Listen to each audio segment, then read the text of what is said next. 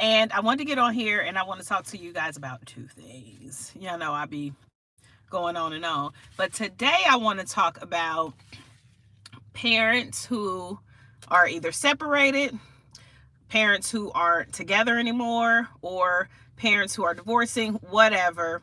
I seen a video about a dad. Now, there's always, they say it's two sides to the story, but really three: your side, the other person's side, and the truth. So I always think about that before, especially listening to people their woes and different things like that. So, let me see. Hopefully, you guys can hear me. I'm in my car, so it just switched over. I think it's still on the speaker. So, either way, if somebody jumps on, let me know if you can hear me or not. So, anyway, I want to talk about that because he made some claims and we got to talk about it. And then there is another dad who, I guess this is dad day. Cause you don't, it's dad day. We just gonna say it's dad day, and not that I'm not gonna bash the other guy because I actually was looking at his video, and sometimes y'all know they call it a vibe or I call it discernment. Some people you can kind of look at them and be like they something else, or you can look at them like, man, that don't seem like that's something they would do, even if you don't know them. And so, not saying that I was just on this side or whatever, because like I said, there's always two sides, really three sides of a story. So, someone can get on the internet and just say anything, and they can also talk about their perception of the situation. So, whatever. But I want to talk first about this dad who I was watching on Law and Crime. Y'all know that's my show. And I I have to say corn, but y'all know what it start with a P, but I'm gonna be saying corn. So yeah. So the story goes, and this is I want to talk to y'all because there was a 1 year where this was happening all over the country. And I'm like, why are people keep doing this? So anyway, the story was very short because it's basically like an update. I don't know when this happened, but the father, I don't know if he was a stay-at-home father or if he worked from home, whatever, but he had a habit of leaving the kids in the car by themselves. And so one day he ended up, oh, that was a bright light. One day he ended up leaving I want to say she was 4, maybe 5, but she was very young kid. He left her in the car. So when it was all said and done, they actually said he left that baby in the car for like 3 hours and it was 109 degrees. That just tore me up. 109 degrees, you leave your little baby in the car. And she wasn't little baby, like 4 or 5, but baby in the car. So he first lied and said that he had only left her in the car for 30 minutes, and he said that he was taking the groceries in the house and he left the baby in the car and then forgot. And so when he texted his wife was like going off. She's like, why are you doing this again? Like, you always leave the kids in the car. What is wrong with you? And he's like, oh my God, I left our baby and she's dead. So the mom came home and was trying to do CPR on the little girl and she was already gone, which is, oh my gosh, it's terrible. And like I said, it was 109 degrees in the car. Well, apparently, what he said to the police initially was wrong. He had actually left the baby in the car for 3 hours, and he was on a gaming system, I guess, playing video games. And then he was also watching corn. I said it started with a P, but I can't say it on YouTube. He was watching corn. So the crazy part about this is they interviewed the other children, which I believe were a little bit older than him, but they're still young. And one of the sisters was like, Dad leaves us in the car all the time, and mom has to get on him. And when they get into an argument and he drinks too much beer, she brings it up. He's left us in the car 59 times. Like these little girls was telling it. They like, he's such a bad father. He's left us in the car. I'm like, dang, your own babies.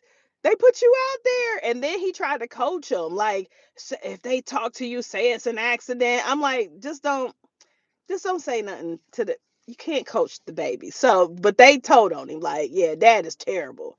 So, hey, how you doing, Edwin? So yeah, that was that. And so with his he hasn't been sentenced in his sentence or anything like that, but his attorney is, they don't want that evidence to come out that he had searched corn. Y'all know what I'm talking about. He had searched it for like a few seconds. I don't think he was actually watching it, but he had searched it in the midst of him playing games and stuff as the midst of the baby was in the car frying to death. So yeah, that was crazy. So I brought it up because I remember there were a few times where people were actually doing that kind of stuff. They were leaving their kids in the car often. And so there was one summer we were hearing all about death. So I got on here, and I'm gonna tell the second story.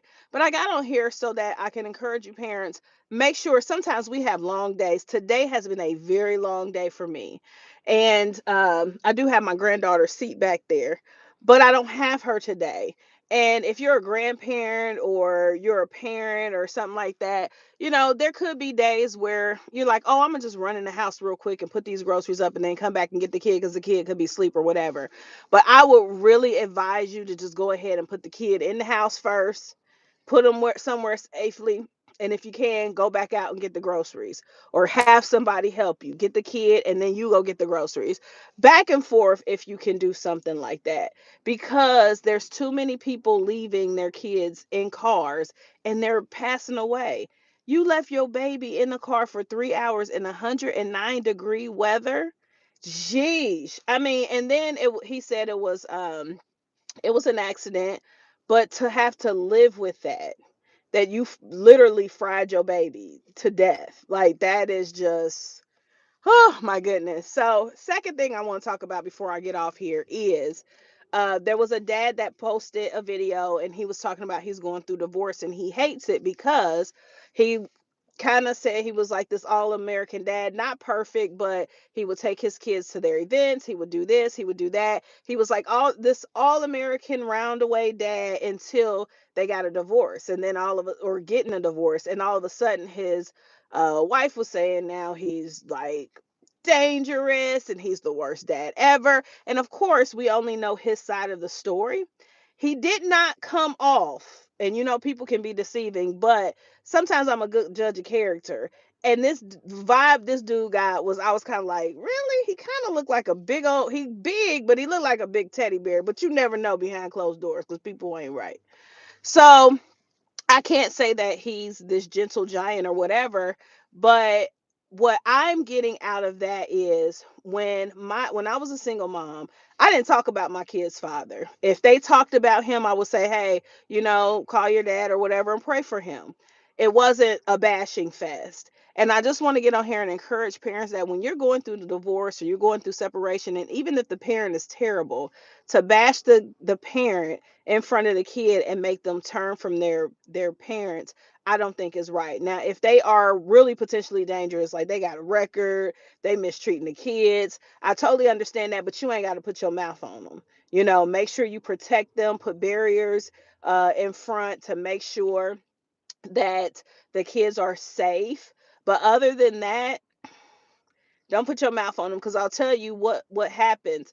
The kid end up disliking you in the end, and then also the kid will see it eventually. And they may not see it as a kid, but as an adult, they'll start seeing things, and you won't even have to be the bad guy sitting up there bashing the parent. So I wanted to get on here and just kind of say that two things. Make sure your car is cleaned out. Make sure your kids are gone out of the cars when you get out. We don't want no more babies suffocating and dying in these hot cars. Even if it's a cold car, make sure, don't just leave your kid in the car going and taking groceries or running errands. Let's stop doing that. And then secondly, um, I want you guys to make sure that you're not bashing the other parent. And so my light cut off, so that must mean it's time to go. All right, I'm Regina Long with Not So Perfect Parenting.